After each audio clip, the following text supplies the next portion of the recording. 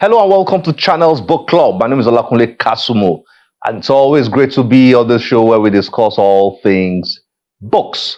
This is about the season of book festivals. If you've never been to a book festival, then you'll be missing. You have to make out time to attend one of these book festivals. And book festivals are all over the world. They are great book festivals and book fairs, I should add, around the world, and some of them are just completely gripping when you attend them. They fascinate you, some of them in terms of size. Like the Frankfurt Book Fair, Frankfurt International Book Fair is massive. It's the biggest book fair in the world. I mean, it's just jaw-dropping when you go to the Frankfurt International Book Fair. And then, of course, there's a London Book Fair, which is also massive. It's about the second biggest book fair in the world. And then, of course, you have the Sharjah International Book Fair, and we will be visiting Sharjah again this year. Very soon, watch out. We're going to be reporting from Sharjah. Now, these book fairs are fascinating, like I've said. Now, Nigeria has its own book fairs and book festivals. We have the Nigeria International Book Fair, of course, which is also, it's been consistent over the years. And then we have a number of book festivals, not too many, not as much as we need in the country, but it's a growing number we have when it comes to book festivals. Now, perhaps the father of all the book festivals in Nigeria in terms of endurance, how long and how consistent it has been on, is the Lagos Book and Art Festival. Now, the Lagos Book and Art Festival is in its 26th edition in 2024. Two gentlemen have been behind the story of the Lagos Book and Art Festival, a fascinating story. We like to admit on the show that the people who are behind literary projects in Nigeria, they're more or less heroes, because it's extremely difficult running book festivals and book fairs in environments where you get little or no support from the private or even the public sector. So we like to just say salute to all the men and women who are just pushing things, and particularly these two gentlemen behind the Lagos Book and Art Festival. So what's the story of Lagos Book and Art Festival, which many people like to refer to simply as LABAF? What's the LABAF story? Enjoy this.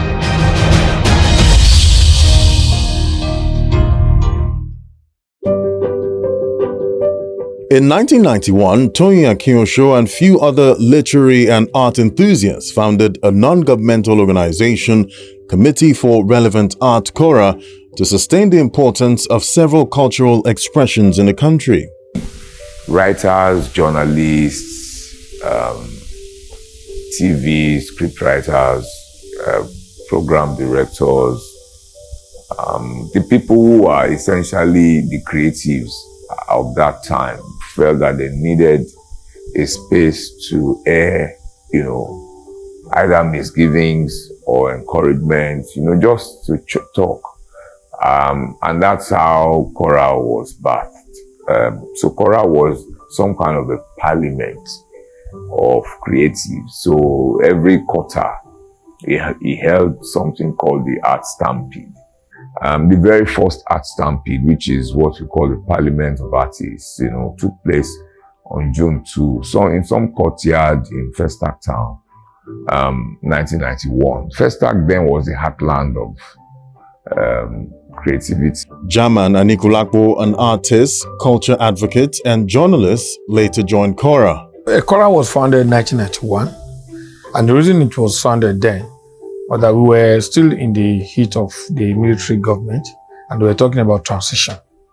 Okay, and the political environment was getting hotter, and all the people were, all the groups that were making statements then.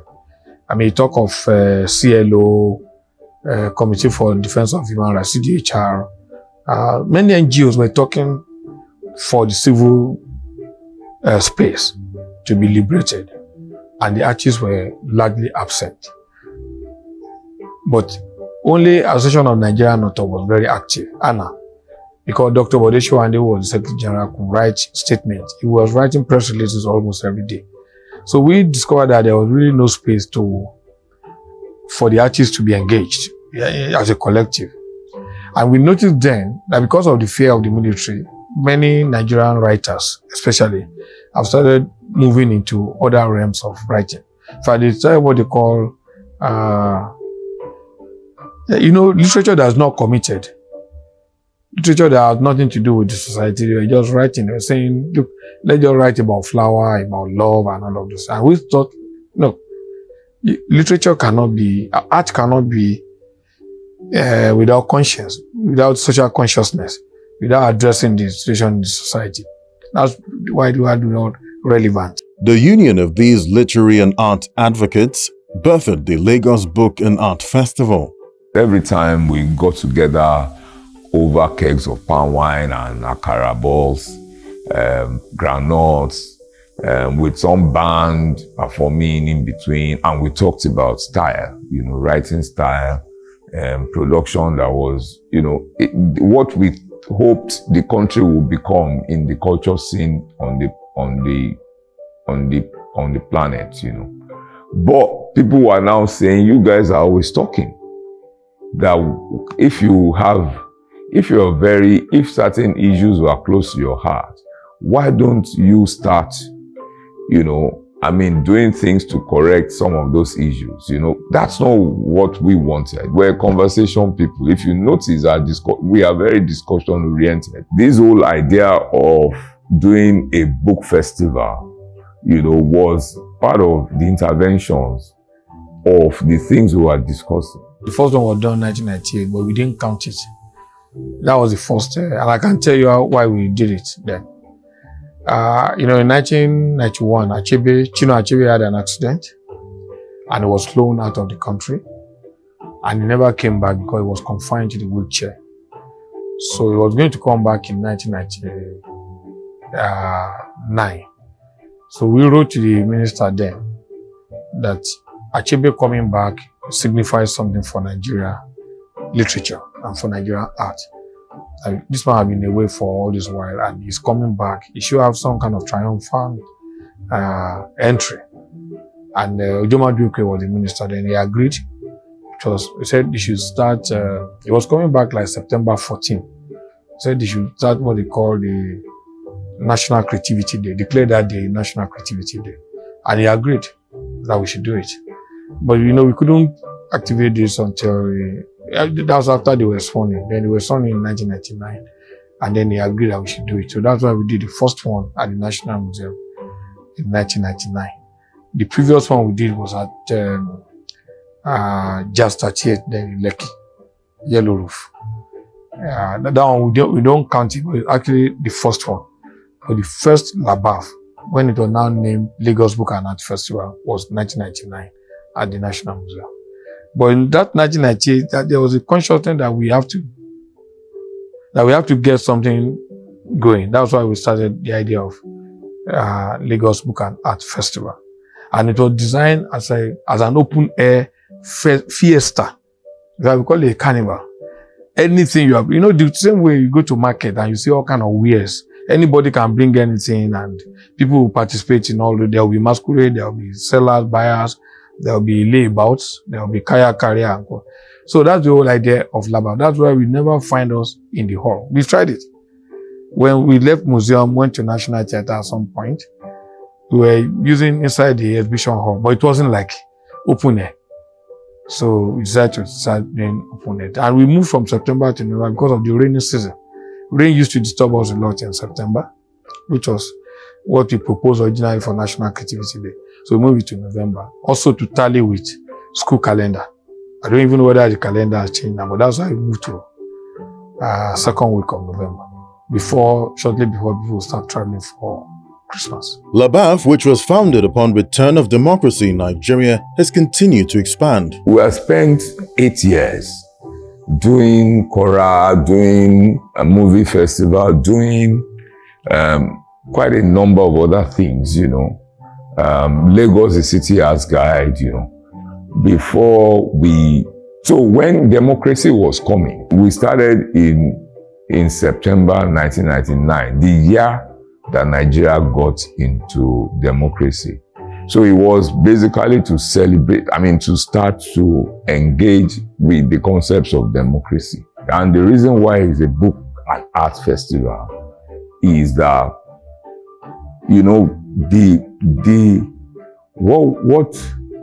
what prefaced LABAF were usually things that were book fairs. There are book fairs.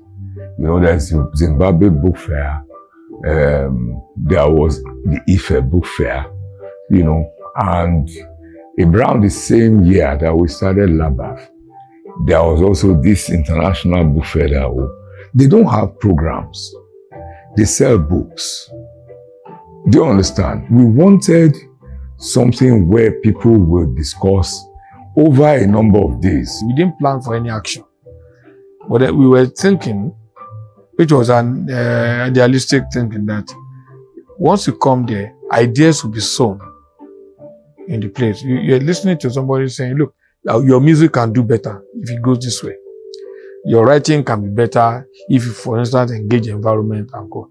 We thought that the various artists associations will go back and take agenda from the meeting. From Parliament, you take agenda away to go and implement. But we discovered that they were not doing it until we pushed up to 1998, and we discovered that all the idea that we sold, especially to ANA, Association of Nigerian Authors, that they had the yearly convention, that nobody was really doing any project that could really bring writers and everybody together. That's, apart from the Achebe thing, that was part of what led to the formation of the introduction of Lagos Book and Art Festival. And I think we started with reading. People bring their book, you read, people will critique you. We used to have what we call the Film Viewers Forum, when Nollywood was not even that big. We were doing Friday, Saturday, Sunday. But then as we were going along, we saw a lot of people were interested in bringing their own programs. So we kept on expanding. Like we have the Green Festival, we joined us 18 years ago, about 3 years into LABAF. The lady, Shola Alamutu, Green Queen as they call her, she used to organize programs for children where they would go to use art to discuss about environment. She even wrote a book. And we thought this was a very important book to bring up children in how to relate your art, how to raise consciousness in young people. So she brought it. That was like 18 years. She's now 18 years old with us. So people started bringing their own programs. We had to keep on expanding. Some people came from Abuja and said they wanted Monday of the festival, the Monday before. So we had to extend to Monday. Some people came with visual art. They wanted their own day. We gave them Tuesday. Some people came that they wanted a reading session where people just come around and just sit down and just read. They don't have to get involved in any panel or conversation. They just want to read. So we gave them Wednesday. Then publishers came and said, we should have publishers forum where people should be able to discuss about publishing and the extent of writing and reading and co. So Thursday. We still have our Friday, Saturday, Sunday for the main festival, which is where we engage text. Because LABAF is actually like a carnival with heavy book content. We want to discuss book, how ideas, people have written their books. The books are here. But who is opening the books? We are not careful, the book will be there forever. Nobody will open them. So we want to keep on prying the book open so that people can engage with the idea that we put there. Because we believe that a book is a philosophical postulation by somebody. Something, the muse has informed that person to write that book.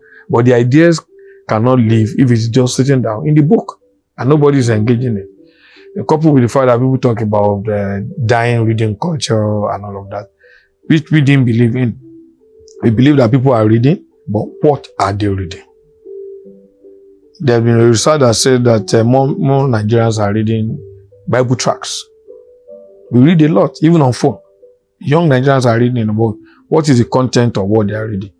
Are those content, are they able to inform them, to continue to, because this is all about human capital development. The idea that are in the book can help you to navigate the world so that you can build capacity for young people, for citizens, and the citizen can then move on from there and use those ideas to build society. Every society that you see, it is the idea generated by artists, philosophers, scientists, and co. that helped to develop the society.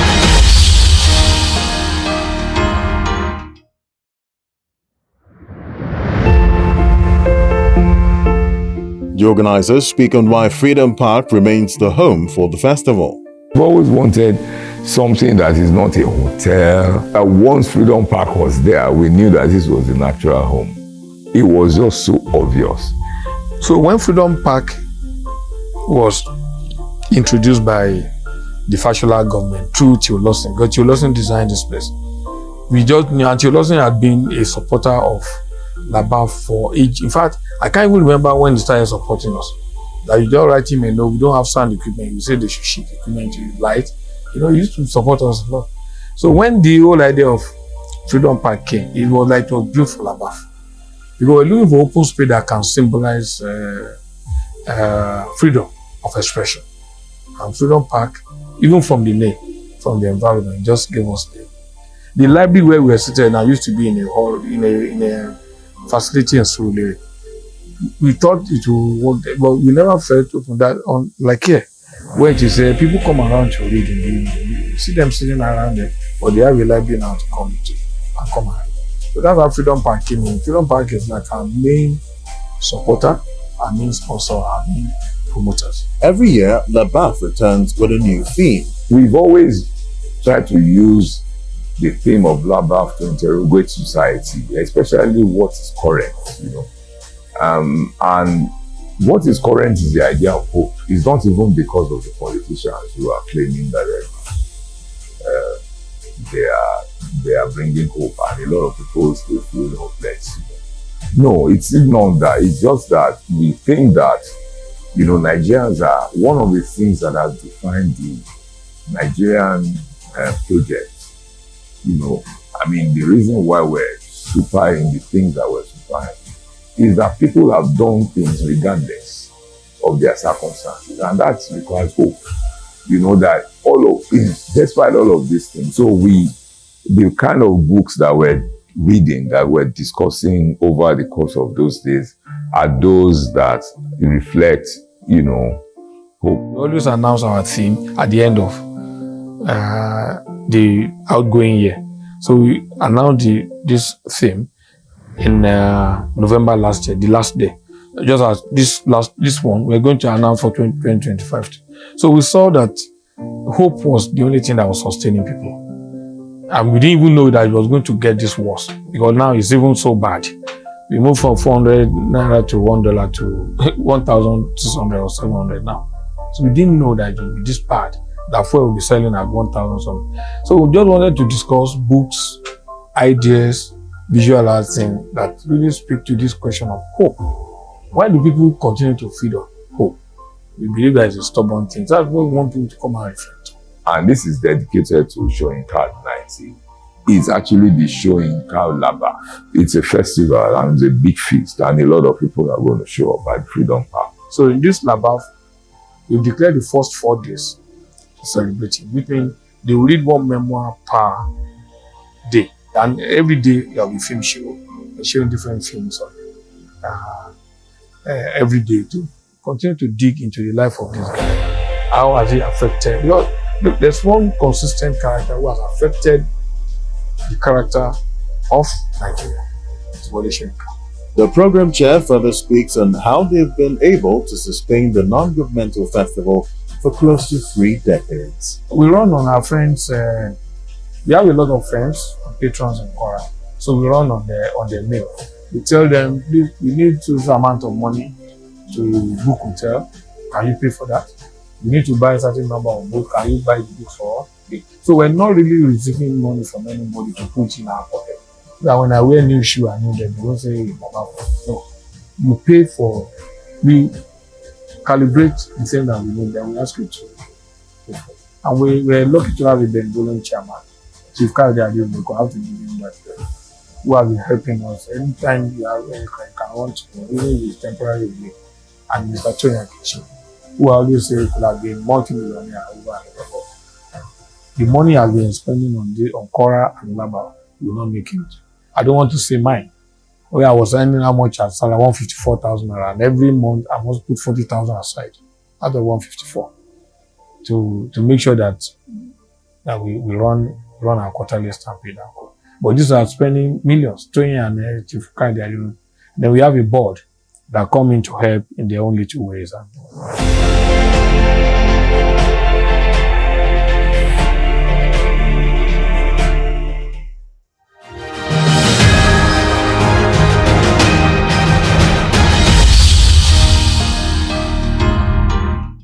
The story of Lagos Book and Art Festival still needs to be told more and more and more, and all the other festivals that have been very significant in Nigeria. We just need to keep telling these very important stories. Well, Lagos Book and Art Festival comes up November 11th to 17th, and you have to take your family, take your children, the kids, schools. I mean, let everybody just go there. We've seen what Sharjah International Book Festival and other festivals around the world are, what they are like, and they can be very impactful in terms of encouraging and inspiring the reading culture. So November 11th, go out there, Lagos Book and Art Festival. This year's theme is Breakout. Hope is a stubborn thing, and it's tagged the Soyinka year. Remember, Professor Wale Soyinka turned 90 this year. So all over the world, he has been celebrated by different people, different groups across the world. And it's good to know that Lagos Book and Art Festival has dedicated this year's festival to Professor Wale Soyinka. Well, up next is a reading and conversation around a new book. This book on your screen, Gods and Heroes by Oladele Olusanya. Well, it was held at Quintessence Bookshop, and we were there. Enjoy this.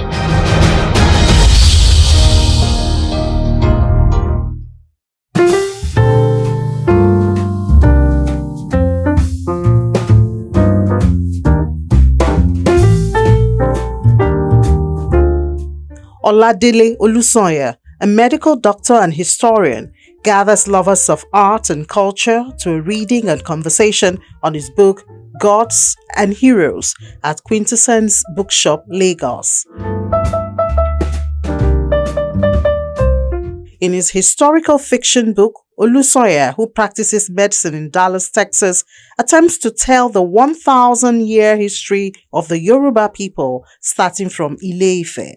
Beginning the story with Oduduwa, Olusanya talks about ancient gods, goddesses, heroes, and heroines of the Yoruba nation. What I've done is to make it my job and my duty to restore the cultural aspects of Yoruba legacy as an example of African, what we can give to the world. African art actually is the beginning of modern art. But more importantly, it's just for us to know our history and take pride in it and know what happened in the past. And then our ways, our proverbs. So the book is full of historical things, also full of songs, proverbs that I was lucky enough to learn when I was young. The author's books are trilogy he refers to as Itan, a Yoruba word that means story. Itan, legends of the golden age, because we want to imagine a golden age where there was more peace in the land, there was more cohesion, and there was a kind of, you could say, agreement with nature, with the plants, with the rivers. They felt as one. While emphasizing that there have been underlying controversies about the history of the Yorubas, the author points to the main objective of the book. To give us a sense of oneness, which is what we are going to create in this book. So the book is not for controversy. It's just for us to understand the traditional view of our origin. And all those stories from Afonja to Shango, Osho, Yemoja, all those things. And in a fun way, because what I've done is a historical novel, which means that you have the fact and you put figures that can talk. He goes ahead to read. Our story begins with the origin of Yoruba people in an extremely old time when there were no eyewitnesses but the gods. The ancient Yorubas had no written documents. There were no records etched in stone, carved on ancient monuments, or inscribed on rolls of papyrus. All we have to tell Their story is their oral tradition, retold through the years by storytellers like the old woman.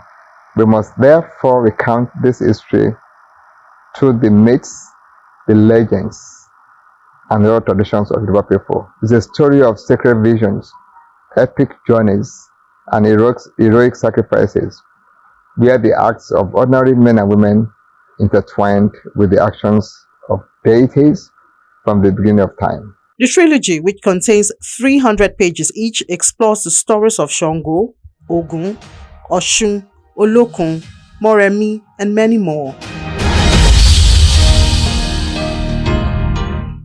This is where we have to end the show today. As always, we're delighted to get your feedback through any of our social media platforms displayed on your screen. My name is Olakunle Kasumo. Remember, one great book can change your life.